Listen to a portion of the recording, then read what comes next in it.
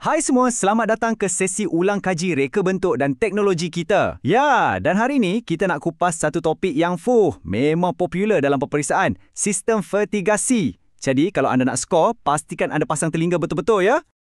Okey, jom kita mulakan dengan satu soalan yang mungkin kedengaran agak mustahil sikit. Macam mana agaknya kita nak tanam pokok, tapi tak pakai tanah langsung?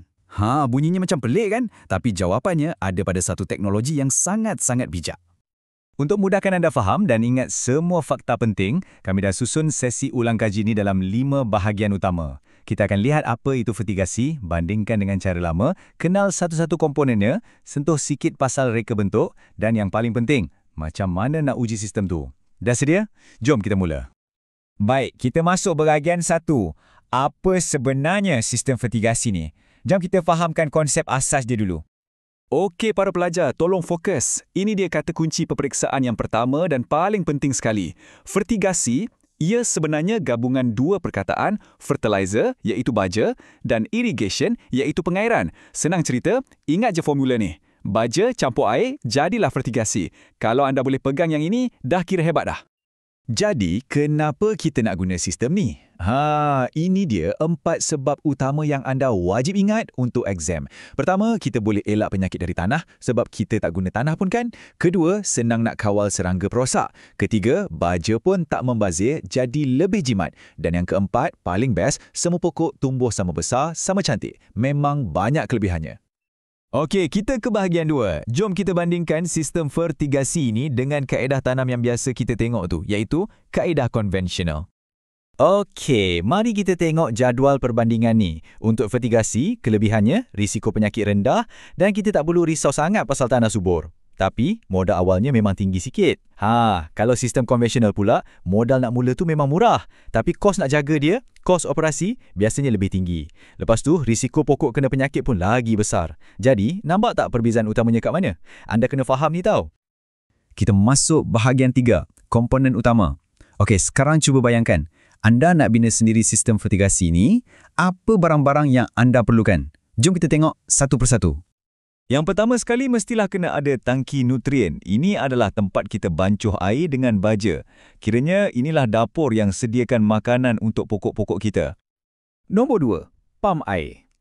Yang ni sangat-sangat penting. Inilah jantung untuk keseluruhan sistem. Tanpa pam, larutan nutrien takkan dapat sampai ke pokok. Ingat kata kunci ni ya. Fungsi dia menolak larutan nutrien ke seluruh sistem pipe. Komponen ketiga, kita ada pipe ladang. Kalau pam tadi jantung, pipe-pipe ni pula kita boleh bayangkan macam salur darah atau arteri. Tugas dia untuk bawa makanan dari pam terus ke setiap pokok. Dan yang terakhir tapi juga sangat kritikal ialah set penitis atau dripper. Inilah komponen yang pastikan setiap pokok dapat air dan baja sikit-sikit tapi cukup. Terus kena pada akar, jadi tak ada pembaziran. Setiap titis tu berharga. Jadi, jom kita ikut perjalanan setitis air baja. Mula-mula, ia berada dalam tangki nutrien. Lepas tu, ia dipam keluar oleh pam air. Kemudian, ia akan travel laju-laju dalam paip ladang dan air sekali, ia akan menitis perlahan-lahan dari set penitis terus ke akar pokok. Mudah je kan aliran kerjanya? Pastikan anda boleh lukis dan terangkan aliran ni ya. Okey, kita ke bahagian 4. Prinsip reka bentuk. Sekarang, kita dah kenal semua komponen. Tapi, macam mana nak susun semua ni? Tak boleh main letak je kan? Di sinilah pentingnya prinsip reka bentuk. Kita nak sistem kita bukan je berfungsi dengan baik, tapi nampak kemas, nampak profesional. Semasa melakar sistem, anda kena guna elemen-elemen ni. Contohnya, garisan. Itu adalah lakaran susun atur paip awak. Lurus ke, bersegi ke, ruang pula. Ini tentang jarak antara satu pokok dengan pokok yang lain. Kena ada ruang yang cukup supaya semua dapat cahaya matahari. Warna pun boleh main peranan. Mungkin paip utama warna biru, paip kecil warna hitam. Nampak tak? Semua ni membantu rekaan awak jadi lebih baik dan efisien. Dan bahagian terakhir, bahagian kelima.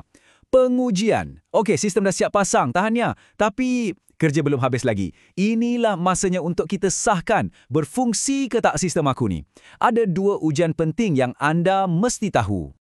Ujian pertama ialah ujian sambungan. Ujian ni ringkas je. Kita cuma nak pastikan semua sambungan pipe tu ketat dan tak ada kebocoran. Bayangkan kalau bocor, habis air baja tumpah. Kan dah rugi. Jadi, kita kena pastikan semua sambungan tu kuat dan tak tercabut bila ada tekanan air nanti. Ujian kedua ialah ujian titisan. Yang ni pula nak pastikan setiap pokok dapat bekalan air dan baja. Kita tak nak ada yang terlepas pandang. Kalau ada satu je penitis tu tersumbat, pokok tu tak dapat makan. Nanti dia membesar lambat ataupun mati. Sebab tu ujian ni penting untuk pastikan semua pokok tumbuh sihat dan seragam. Dan siap!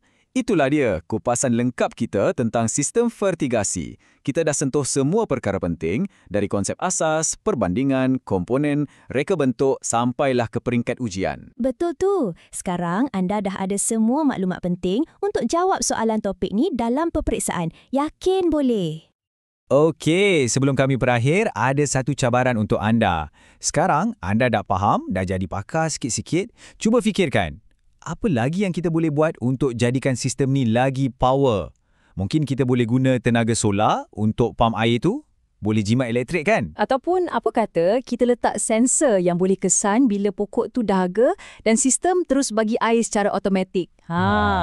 Itulah pemikiran seorang perega cipta. Siapa tahu mungkin idea anda lah yang akan mengubah dunia pertanian satu hari nanti.